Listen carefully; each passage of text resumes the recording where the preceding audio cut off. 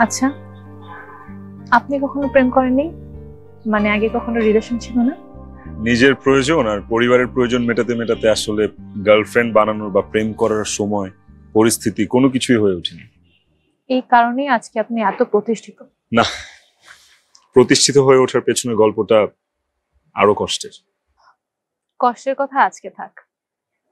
আচ্ছা, আপনি কি কাজ করেন? আমার একটা বাইং হাউস আছে, আমি বিদেশে কাপড় রপ্তানি করি। ওয়াও, ভালো তো। জানেন, আমার আসলে একজন চাকরিজীবীকে বিয়ে করার ইচ্ছা ছিল। সরকারি অফিসার হলে আরো বেশি ভালো হতো। আচ্ছা, আপনি কখনো চাকরির জন্য আবেদন করেননি? সম্ভব ছিল না, আবেদন করার মতো যে যোগ্যতাটা প্রয়োজন সেটাই আমার নেই। কি বলেন? গ্রাজুয়েট হলেই তো আবেদন করা যায়। সেটাই তো বললাম, গ্রাজুয়েশন তো অনেক দূরের কথা। আমি সামান্য এসএসসি পাস একটা ছেলে, আমাকে কে চাকরি দিবে? আপনি না অনেক মজা করে কথা বলতে পারেন। মজা কে করছে? আমি সত্যি বলছি, আমি এসএসসি পাস। আপনি সিরিয়াসলি বলছেন?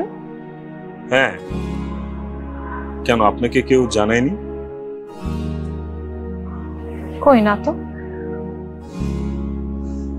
আচ্ছা ঠিক আছে, আমরা নিচে যাই, আমাদের দেরি হয়ে যাচ্ছে।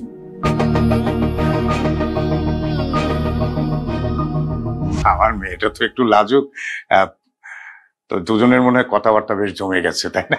না না, ঠিক আছে ভাইজান, ওই যে কথাবার্তা ক্লিয়ার হয় ভালো, মনের মধ্যে যেটা আছে সেটা বলে ফেলুন। তা ঠিক, তা ঠিক।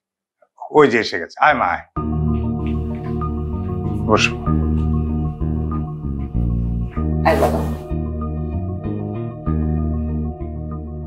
ভাই সাহেব, ওদের মধ্যে তো কথাবার্তা শেষ, আমি আসলে আর দেরি করতে চাচ্ছি না, এঙ্গেজমেন্টের কাজটা আজকেই সেরে ফেলতে চাচ্ছি। আমার কোনো আপত্তি নেই ভাবি। ইয়ে মানে আন্টি,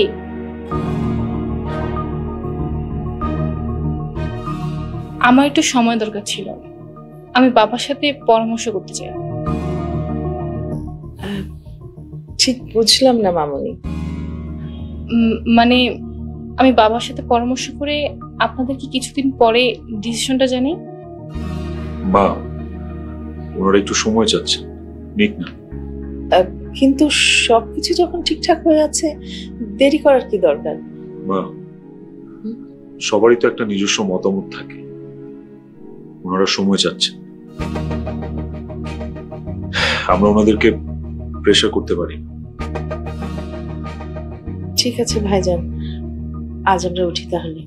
ভাবি, আমি ঠিক বুঝতে পারছি না কি বলবো, তবে আমি মেয়ের সঙ্গে কথা বলে যত তাড়াতাড়ি সম্ভব আপনাদের সঙ্গে যোগাযোগ করব। জি, আসি।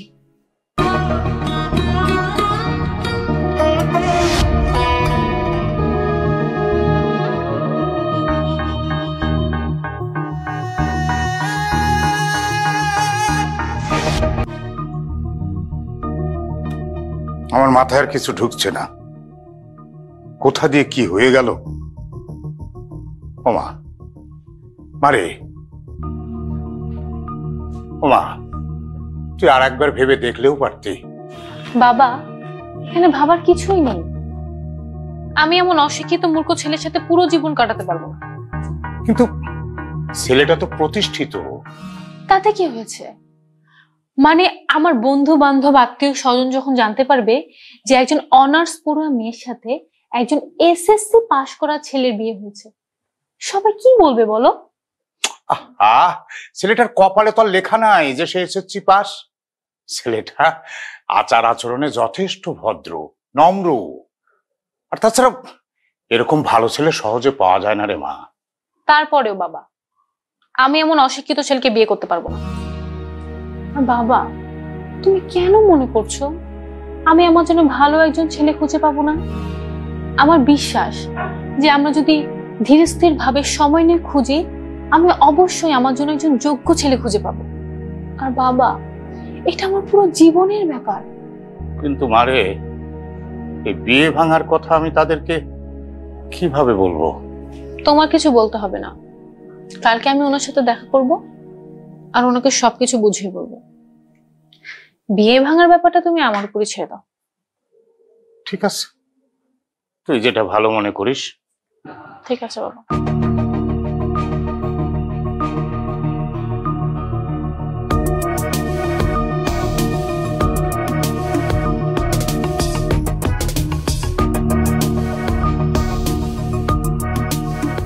আসলে কথাটা আমি আপনাকে কিভাবে বলবো বুঝতে পারছি না। আমি বুঝতে পারছি, আমি আপনাকে সহজ করে দিচ্ছি। আপনি বোধহয় বিয়েটা করতে চাচ্ছেন না, তাই তো? জি। ঠিক আছে, আপনি এটা নিয়ে একদম টেনশন করবেন না। আমি আমার মাকে বলবো যে আমার পাত্রী পছন্দ হয়, এই বিয়ে হবে না। Thank you. আসলে বুঝতেই তো পারছেন, আমি একজন অনার্স পড়ুয়া মেয়ে। একজন অশিক্ষিত মানুষকে বিয়ে করলে আমি আমার বন্ধুদের কাছে ছোট হয়ে যাব। ঠিক বলেছেন, ছোট হয়ে যাবে। সঠিক তো বলবোই, শিক্ষিত মানুষরা সবসময় সঠিক কথাই বলে। শিক্ষিত মানুষ। তবে আপনি কিন্তু ভালো অভিনয় জানেন। অভিনয়? কিসের অভিনয়? এই যে আপনার কথাবার্তা, চাল চলন, কোনো কিছু দেখলে কিন্তু বোঝাই যায় না যে আপনি এত অল্প শিক্ষিত, আপনার পড়াশোনা এত কম। এটাও এক ধরনের শিক্ষা, অভিনয় শিক্ষা। তাহলে আপনি বাসায় গিয়ে আজকে বিয়েটা ক্যান্সেল করে দিচ্ছেন, তাই তো? শিওর। Thank you. ওয়েলকাম। কি খাবেন? অর্ডার? না, আজকে কিছু খাবো না, অন্য কোনো দিন খাবো। এটাও আপনার ইচ্ছা। Thank you.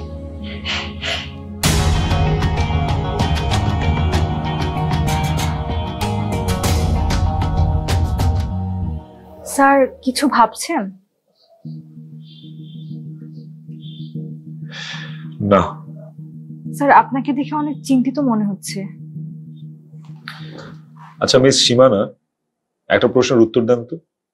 জি স্যার বলুন। একটা মানুষের বাস্তবধর্মী শিক্ষা থাকাটা বেশি জরুরি, নাকি তার প্রাতিষ্ঠানিক শিক্ষিত হওয়াটা বেশি জরুরি? স্যার এত কঠিন প্রশ্নের উত্তর আমার জানা নেই। একটা সার্টিফিকেট কিভাবে একটা মানুষের মনুষ্যত্ব নির্ণয়ের মানদণ্ড হতে পারে বলুন তো? স্যার আমাদের সমাজের মানুষ তো সবাইকে এভাবেই যাচাই করে। আচ্ছা একটা ব্যাপার বলুন তো, কি স্যার? এই যে স্কুল কলেজের শিক্ষার্থীদের সবার ইউনিফর্ম সেম, কেন? স্যার প্রাতিষ্ঠানিক নিয়ম বলে, তাই। তা তো আছেই, কিন্তু প্রাতিষ্ঠানিক নিয়মের বাইরেও একটা কারণ আছে। কি স্যার? এই ইউনিফর্মের কারণেই সকল শিক্ষার্থীদের মাঝে সামাজিক ভেদাভেদটা প্রকাশ পায় না। তাই তো স্যার, এভাবে তো কখনো ভেবে দেখিনি। সীমানা, একটা ব্যাপার সব সময় মাথায় রাখবে, প্রাতিষ্ঠানিক শিক্ষা মানুষকে শিক্ষিত করে, কিন্তু অমানুষকে মানুষ করতে পারে না। তাই প্রাতিষ্ঠানিক শিক্ষার পাশাপাশি ভালো মানুষ হওয়াটা জরুরি। জি স্যার। স্যার আমাদের সুইডেনের ফাইলটা যদি একটু দেখে দিতেন। প্লিজ। কিরে, তোকে নাকি পাত্রপক্ষ দেখতে এসেছিল? হ্যাঁ, গত পরশুদিন। তো আমরা বিয়েটা কবে খাচ্ছি? আর বিয়ে বিয়ে ভেঙে দিয়েছি। কেন? ছেলে কি দেখতে খারাপ নাকি স্টাবলিশ না? না, তেমন কিছু না। তাহলে ছেলে হচ্ছে একটা মূর্খ। মূর্খ মানে? টেনে টুনে এসএসসি পাস। তাহলে তো মহা বিপদ। আর আজকালকার যুগে এরকম কেউ আছে নাকি? সেই জন্যই তো না করে দিয়েছি। শুধু টাকা থাকলেই হয় না, শিক্ষাও লাগে। আর একটা মূর্খ মানুষকে বিয়ে করে কি পুরো জীবন পার করবো নাকি? অবশ্য আজকালকার যুগে লেখাপড়া না থাকলে একবারে মূল্যহীন হয়ে যায় না। আমার অফিসের বসকে দেখ, আমার অফিসের বস কিন্তু লেখাপড়ায় কম, কিন্তু তার আচার ব্যবহার বিধি একদম আদর্শ মানুষের মতো। এত যখন ভালো লাগে তাহলে প্রেম কর, তাহলে আর চাকরি বাকরি করা লাগবে না। অফিস সহকারী থেকে সোজা সংসার সহকারী হয়ে যাবে। আর থাকতে হবে না। আইডিয়া তো কিন্তু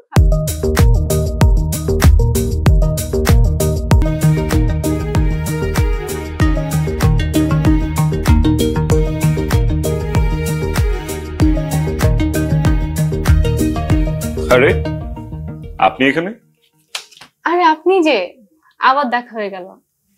তো হঠাৎ এখানে? ওই একটা ক্লায়েন্টের সাথে মিটিং ছিল, সেটা শেষ করে ভাবলাম লাঞ্চ করেছি। ও আচ্ছা, আমারও ভার্সিটি ক্লাসে ব্রেক চলছে, ভাবলাম এই ফাঁকে লাঞ্চটা করে ফেলি। বসেন না। হ্যাঁ বসেন, একসাথে লাঞ্চ করি।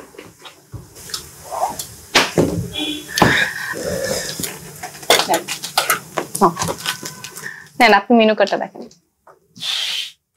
আই ওয়েটার, এদিকে আয়। এই রেস্টুরেন্টে কি আপনার সবাই পরিচিত নাকি? না, তা কেন হবে?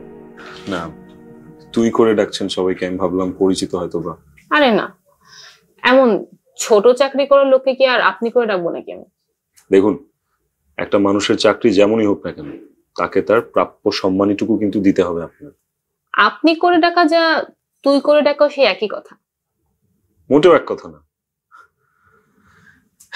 এখন আপনাকে যদি আপনার বয়সের চেয়ে ছোট কিন্তু পদবিতে বড় কেউ তুই করে ডাকে, আপনার কেমন লাগবে? একদমই ভালো লাগবে না। এক্স্যাক্টলি। একটা মানুষের পরিচয় তার কাজের মাধ্যমে, সেটা যেমনই হোক না কেন। আরেকটা জিনিস, সম্মান দিলে সম্মান পাওয়া যায়। এক্সকিউজ মি ভাইয়া, একটু আসবেন?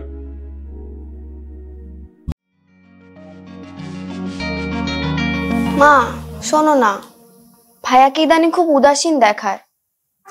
সেটা আমিও বুঝতে পারছি, কিন্তু কি করব বল। ভাইয়া মনে হয় ওই মেয়েটাকে খুব পছন্দ করেছিল। কিন্তু জাহিদ তো আমাকে বললো যে মেয়েটাকে ওর পছন্দ হয়নি। ভাইয়া মিথ্যা বলেছে। মিথ্যা কেন বলবে? আমার মনে হয় মেয়েটা বিয়ে ভেঙে দেওয়ার জন্য ভাইয়াকে অনুরোধ করেছিল, আর সেই জন্যই ভাইয়া বিয়েটা ভেঙে দিয়েছে। জাহিদ কি তোকে বলেছে? নাহলে কোথা থেকে জানলি? সেদিন দেখলাম ভাইয়া মোবাইলে ওই মেয়েটার ছবি দেখছিল। ভাইয়া মনে হয় মেয়েটাকে খুব পছন্দ করেছিল। আসলে আমার ছেলের কপালটাই খারাপ, সারাটা জীবন ওর কষ্টে কষ্টে কাটলো।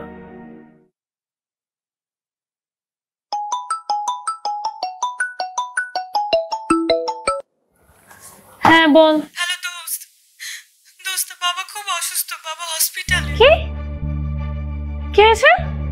বাবা স্ট্রোক করছে। কখন? আজকে সন্ধ্যায়, তুই তাড়াতাড়ি চলে আয়। আচ্ছা আচ্ছা শোন, তুই টেনশন করিস না, আমি এখনই আসছি। না না তুই টেনশন করিস না, আমাকে বল কোথায়।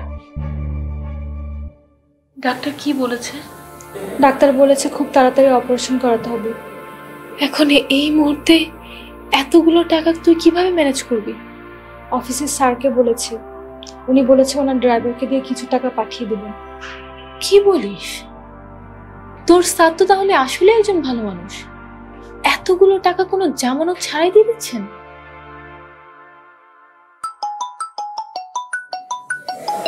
আচ্ছা শোন, বাবা ফোন দিয়েছে, আমি একটু বাবার সাথে কথা বলেছি। হ্যাঁ বাবা। না বাবা এখন ঠিক আছে, আসো। হ্যাঁ আমি আছি, আমার সাথেই আছি।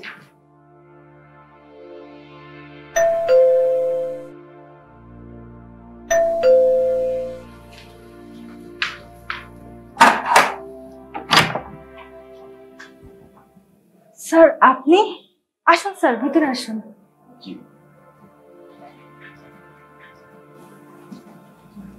স্যার বসুন প্লিজ। আঙ্কেলের শরীরের অবস্থা কেমন এখন? স্যার আগের চেয়ে ভালো, ডাক্তার বলেছে বেড রেস্ট নিতে আর যত দ্রুত সম্ভব অপারেশনটা করে ফেলতে।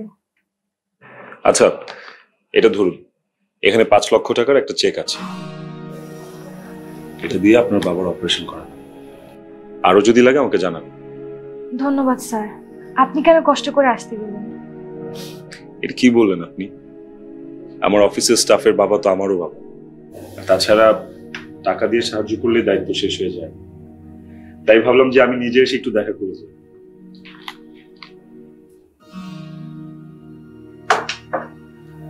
আপনি এখানে? আমারও তো সেম প্রশ্ন, আপনি এখানে? আমি সীমানার বান্ধবী। ও আচ্ছা, সীমানা আমার অফিসে চাকরি করে, আমরা একসাথে কাজ করি। আচ্ছা আমি তাহলে যাই, আপনি প্লিজ আমাকে আঙ্কেলের শারীরিক অবস্থার আপডেটটা দিবেন। জি স্যার। Excuse me.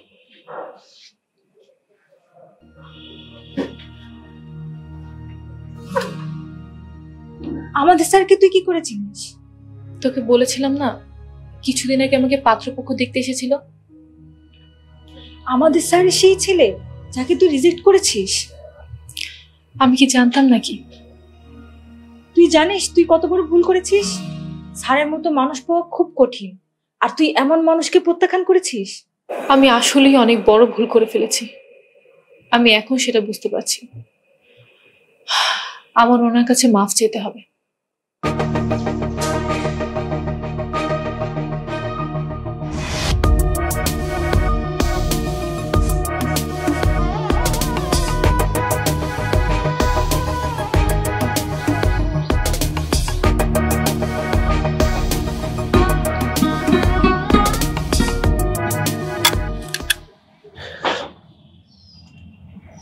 বলুন। আমি না জেনে আপনাকে অনেক বেশি কষ্ট দিয়ে ফেলেছি।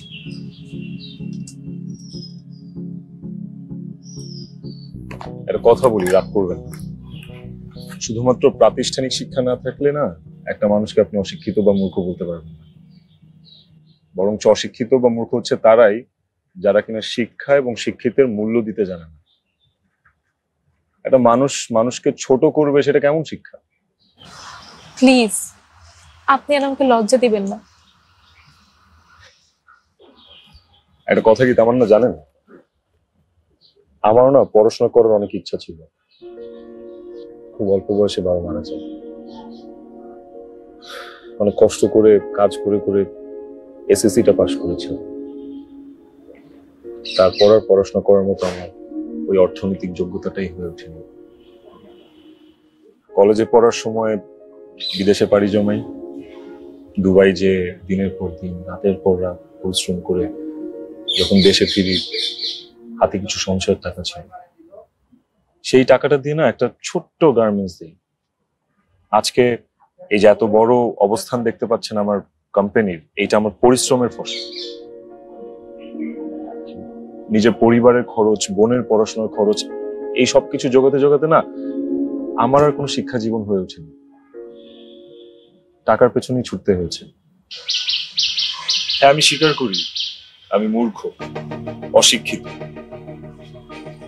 কিন্তু যে শিক্ষা মানুষকে অহংকারী করে তুলে, অমানুষ করে তুলে, সেই শিক্ষা না আমার কোনো দরকার। এর চেয়ে বরং অশিক্ষিত হয়ে থাকাই অনেক ভালো। আসি।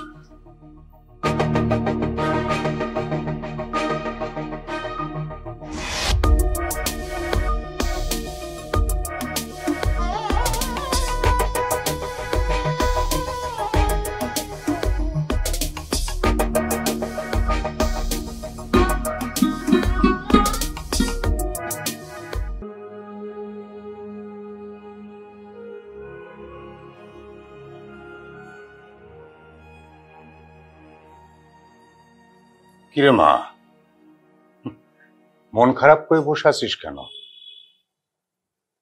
জানো বাবা, আমি না একটা ভুল করে ফেলেছি। আবার কি ভুল হয়েছে? কোনো মানুষের সম্পর্কে সম্পূর্ণভাবে না জেনে তাকে বিচার করা একদমই ঠিক না। তুই কার কথা বলছিস আমি ঠিক বুঝতে পারছি না রে মা। বাবা, তোমার জাহিদ সাহেবের কথা মনে আছে? কোন জাহিদ? ও, যারা তোকে দেখতে এসেছিল? হ্যাঁ বাবা। কেন, জাহিদের আবার কি হয়েছে? জাহিদ সাহেব মানুষ হিসাবে অনেক ভালো। আমি হয়তোবা তার সাথে অনেক বেশি অন্যায় করে ফেলেছি না বুঝে। সেই জন্যে মন খারাপ? হ্যাঁ বাবা। তাহলে তুই একদিন জাহিদের সঙ্গে দেখা করে সরি বলে আয়। সরি বললে কি সব সমস্যার সমাধান হয়ে যাবে? তুই কি বলছিস আমি তো তোর কথার আগামাথা কিছুই বুঝতে পারছি না। থাক, তোমার আর বুঝে কাজ নেই। শোন, বিয়েটা ভেঙেছিস তুই। তুই যদি আবার চাস যে সম্পর্কটা জোড়া লাগুক, আমি চেষ্টা করতে পারি। কি আমি কি যাব জাহিদের মায়ের সাথে কথা বলতে? তোমার ইচ্ছে।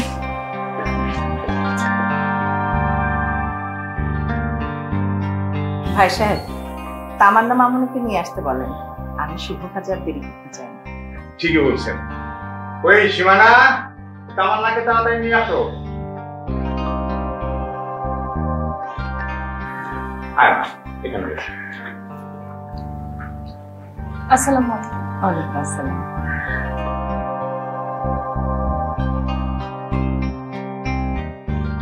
এটা করিয়ে দে। এটা রাখো। জীবনের এত বড় একটা সিদ্ধান্ত নেওয়ার আগে আমি তামান্নার সাথে কিছুক্ষণ একা কথা বলতে চাই। পরে হয়তোবা এই কথাগুলো বলার সুযোগই হবে না। ভাইয়া, সব তো ঠিকঠাকই ছিল, এখন আবার কিসের কথা? জাহিদ, আমি বলি কি বাবা, কথাটা যদি ওরকম গুরুত্বপূর্ণ না হয়। গুরুত্বপূর্ণ না, গুরুত্বপূর্ণ।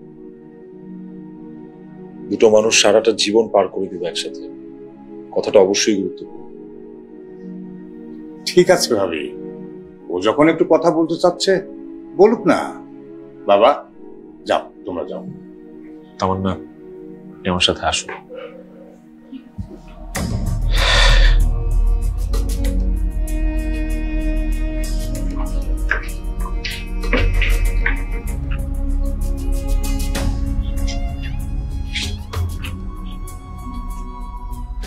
আমি দুঃখিত আপনাকে এভাবে ডেকে নিয়ে আসার জন্য। না, কোনো সমস্যা নেই। আপনার কিছু বলা থাকলে আপনি বলতে পারেন। দেখুন তামান্না, মিস সীমানার কাছে আমার সম্পর্কে শুনে কোনো না কোনো কারণে আমার প্রতি হয়তোবা আপনার মোহ জন্মেছে, আর সেই কারণেই হয়তোবা আপনি এই ভেঙে যাওয়া সম্পর্কটা নতুন করে জোড়া লাগাতে চাচ্ছেন। কেন? আপনি চান না? আমি তো সেই দিন থেকেই চাচ্ছি, যেদিন থেকে আপনাকে প্রথম দেখেছি। তাহলে বিষয়টা তো আমার চাওয়ার ব্যাপার না তামান্না। আপনার হয়তোবা এখন মনে হচ্ছে যে আমরা দুজন একসাথে সারাটা জীবন পার করে দিতে পারবো, কিন্তু কিছুদিন পরে আপনার বন্ধু বান্ধব, আত্মীয় স্বজন, পাড়া প্রতিবেশী সবার কাছে আপনি আমার শিক্ষাগত অযোগ্যতার কারণে অনেক কথা শুনবেন। তখন আপনার এই আজকের নেওয়ার ডিসিশনটাকে ভুল মনে হতে পারে। তাই আর নতুন করে স্বপ্ন দেখতে চাই না। এটা আমাদের দুজনের জন্য ভালো হবে। আমি আপনাকে ভালোবাসি।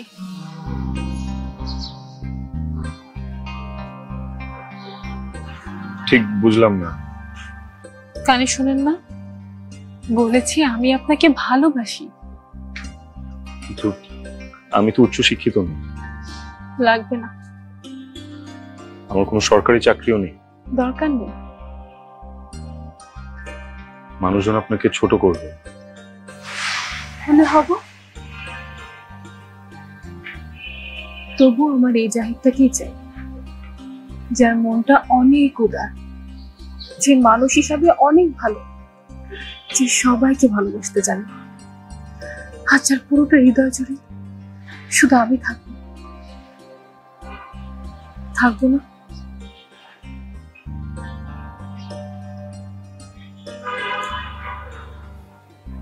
আসুন, নিচে আসুন।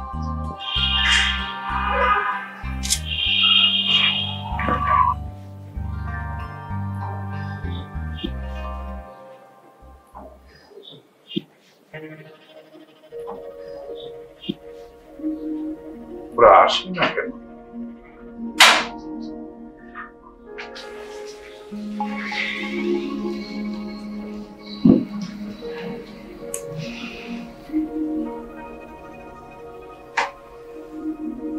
বাবা, সব ঠিক আছে তো?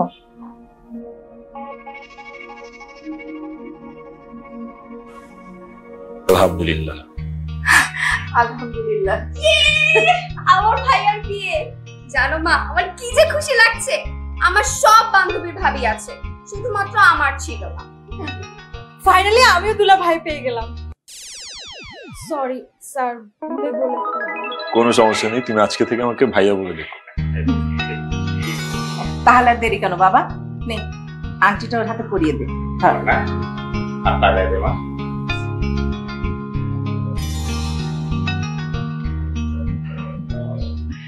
তাহলে ভাবি, তাহলে একটা ভালো দিনক্ষণ দেখে আমরা দুজনের 4টা হাত এক জায়গা করিয়ে দিতে পারলেই আমাদের দায়িত্ব শেষ। কি বলছেন বেআই সাহেব? দায়িত্ব শেষ মানে? দায়িত্ব মাত্র শুরু, এরপরে নাতিপুতি মানুষ করতে হবে না? তাহলে মিষ্টি মুখ করা যাক। অবশ্যই মিষ্টি মুখ করবো। তোমরা ছাড়া বসো তো, ছাড়া